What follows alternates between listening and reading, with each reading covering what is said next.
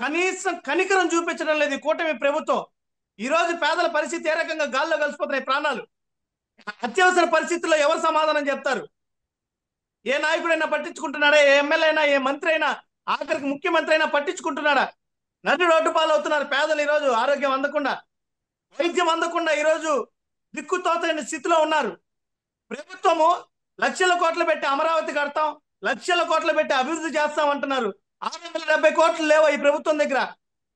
నడి రోడ్లో వీధి పోరాటాలు చేయాలా? హాస్పిటల్ ఇదేనా ఈ ప్రభుత్వానికి చిత్తశుద్ధి? మరి గతంలో జగన్మోహన్ రెడ్డి గారు 1500 వరకే ఉన్నాయి రోగాలు ఆరోగ్యశ్రీలో, 3000కు పైచిలకు రోగాలని చేర్చారు జాబితాలో.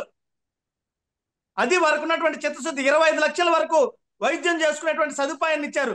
ఆరోగ్యశ్రీతో పాటు అదనంగా ఆరోగ్య ఆసరా ఇచ్చారు.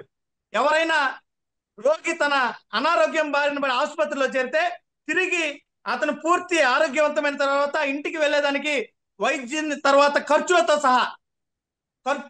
సహా జోడించి ఆరోగ్య ఆసరా కింద జగన్మోహన్ రెడ్డి గారు కల్పించినటువంటి పరిస్థితి.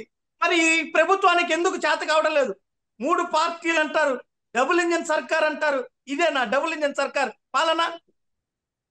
పేదల ప్రాణాలు రైట్ గాల్లో రైట్. పోతుంటే చలనం లేదా ఈ డబుల్ ఇంజన్ సో సర్కార్? రేపు అంటే రేపు అసలు ఈ ఆందోళన జరగనిస్తారా లేదా? మీ ఉద్దేశం ఏంటి?